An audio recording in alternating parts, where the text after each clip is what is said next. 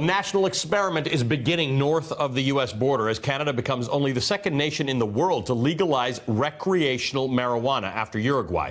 But some Americans are concerned that the U.S. is missing out on big money by not following suit. And Senator Ron Wyden of Oregon agrees, issuing a statement that reads in part, quote, "Now that our neighbor to the north is opening its legal cannabis market, the longer we delay, the longer we miss out on a potentially significant economic opportunity for Oregon and other states across the country. Currently, 9 U.S. states and Washington, D.C. legalized use of recreational pot, while more than 30 have approved medical marijuana, with California being America's largest legal market. Even so, marijuana remains illegal under U.S. federal law. Which it's very means tricky. You can't use the banking system in the United States for any money having to do with marijuana, which makes it a cash business, which causes all sorts of problems. In Canada, that's not a problem. Let's go to Stephanie Gosk, who's live in a lineup in Montreal. Are you any closer to the front, or have you stepped out?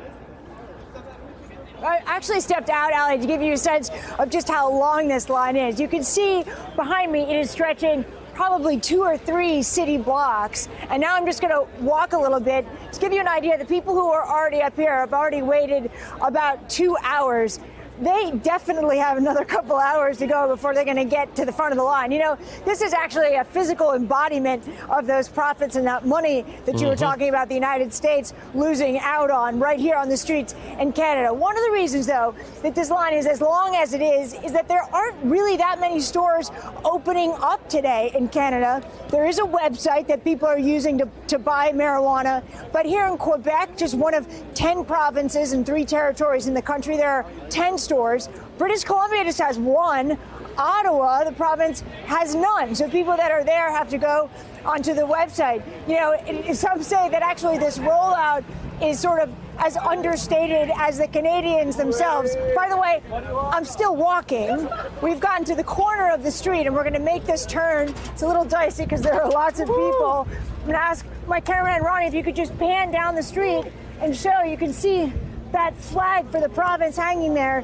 That's actually the front of the store. Wow. Guys? That's amazing. Now, look, from an economic perspective, what's the advantage to Canada doing this? How important is this to Canada's economy?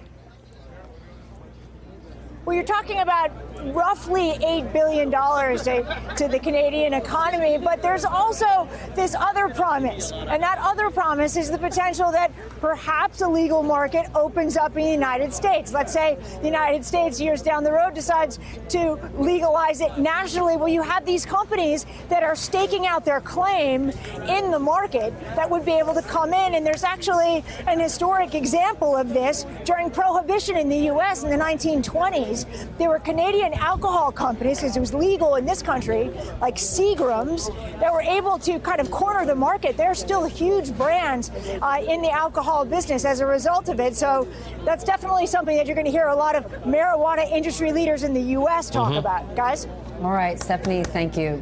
All right, Stephanie Gosk in Montreal for us. You know, Stephanie was talking about all the different types of marijuana available and all the different effects and flavors and things like that. And we were talking earlier about how there's one type that'll make you hungry. And we did get some tweets from people who say, you know, cancer patients who are on chemotherapy often they don't have an appetite.